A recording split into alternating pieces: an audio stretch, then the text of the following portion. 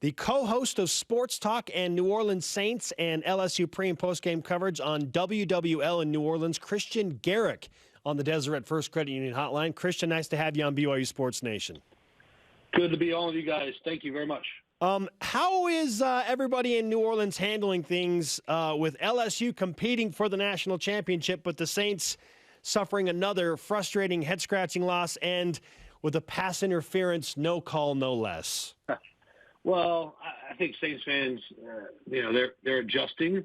The expectations are really high for this franchise as set because of the Saints winning the Super Bowl in 2009. I think it's kind of Super Bowl or bust attitude, and Saints fans are frustrated because they feel like they've been cheated out of one Super Bowl last year, and they probably, on their own doing, should have had one in 2011, considering how good they were. So Saints fans are left wondering the what-ifs and all this other stuff, but the bottom line is that the Vikings came in here and whipped them. That's the bottom line truth, and the Saints didn't play well, and they're out of the postseason. It was a bummer for the BYU fans who have watched the Saints this year because of Taysom Hill and what a season he had, what a game he had on Saturday. How would you assess what Taysom Hill means to the Saints and the reception of the fans towards him?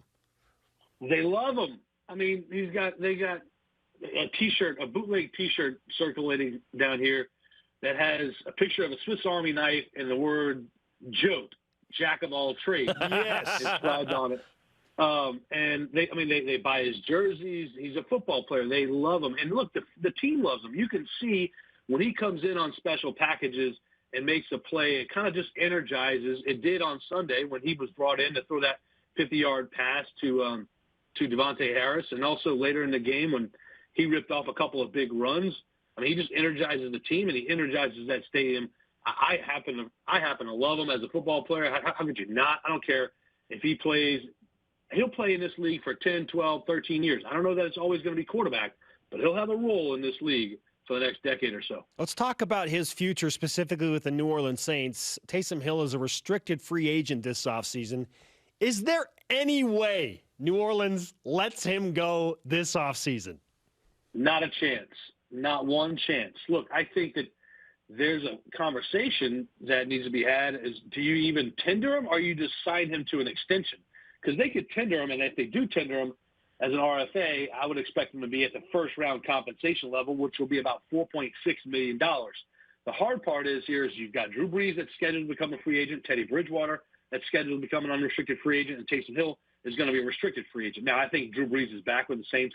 I think Teddy Bridgewater created a market for himself, and he's going to get paid on the open market. But Taysom Hill, I expect to at least get a first-round compensation level package, or tender, I should say, or perhaps even signing an extension. Either one I would be fine with. I think that, he's certainly worth $4.6 million because of his ability to play on special teams, his ability to play on offense, having special packages. I mean, he runs routes. He makes tackles. He runs the football. I think that if you wanted him to, he could probably play safety if he needed to. Seriously. Yeah. He was the lead blocker on Alvin Kamara's touchdown run in the game. I mean, the guy, he literally is a jack of all trades, and I think presents tremendous value to that team. Kristian, in high school, he kicked. And at BYU in practice, he made a 60-yarder. I'm not even kidding. So you need to somehow get him kicking in the game as well. But I do want to ask this. Does this mean do you think Teddy Bridgewater is going to sign a contract and leave? And then does Taysom Hill become the backup next year? I think that would be the case.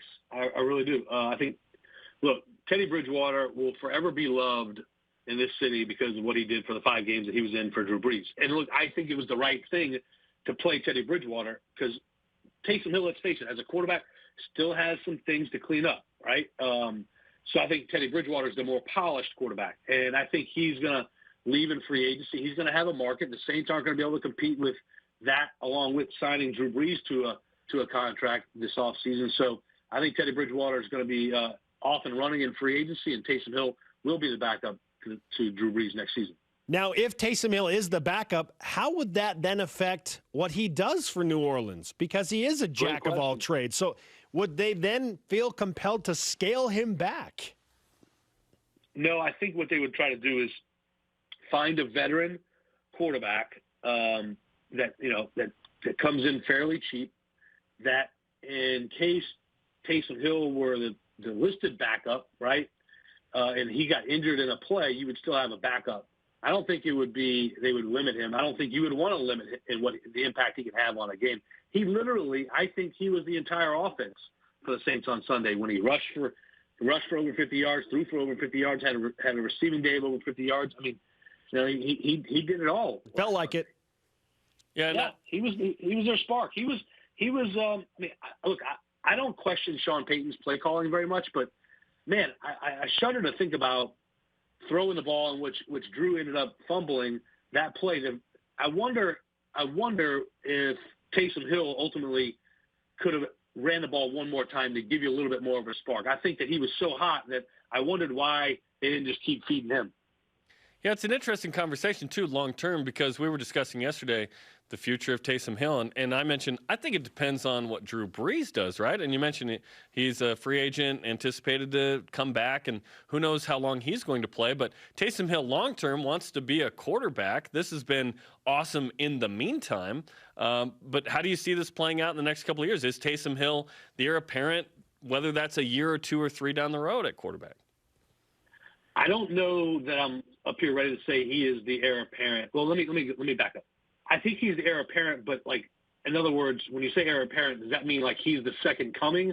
No, I don't know that yet. But I think he is the future heir apparent to Drew BREES, but I think that's probably a year or two down the line. Kristian Garic, co-host of Sports Talk, New Orleans Saints insider with us on BYU Sports Nation. If you had to put a number on how long Drew BREES will play and be the starting quarterback in New Orleans, what would it be? Man, I can never put a cap on him.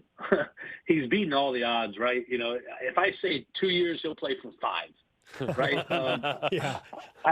I think ultimately he won't say this publicly, but I think as long as Tom Brady is nipping at his heels for all these records, if he's playing, Drew's going to play. I guess that's the best way I can answer it. But I think realistically, you know, down here, people were melting down, living in the prisoner of the moment, saying it's time to move on from Drew BREES and all this other nonsense after the loss to the Vikings. I think he didn't look old this year. I think he still looks like he can play the game. I think I know he's a guy that wants to keep playing the game. I think realistically 2 to 3 years. I know what he means to Taysom Hill. Let's finish with this, Kristian. If before Taysom Hill got to New Orleans, how much did you know about him? Did you know anything about his BYU backdrop? Zero. I had never heard of him. I mean, honestly, when they signed him at the end of roster pairings 3 years ago, I was like, okay, they got this athletic quarterback. I went to YouTube and looked up a couple of things, right, watched some highlights, and I was like, all right, great. You know, he'll be around on the practice squad. Yeah. Okay, cool.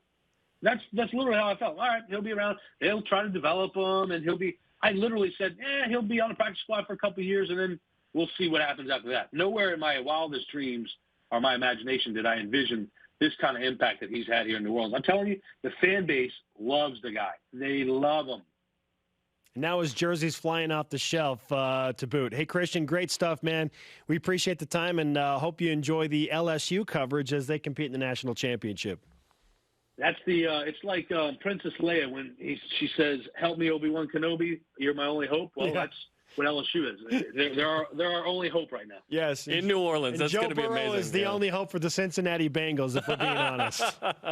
Yeah. Well, look, I know you guys got to run, but man, the last place I want to see him go is Cincinnati. I just don't want to see him go. That's fair, man. That's totally fair. Kristian, great to talk to you, man. Thanks so much for the time. All right. Thank you. Bye-bye. Kristian Garic on the Deseret First Credit Union Hotline. Deseret First, you know why, we show how. As Ed Orgeron would say,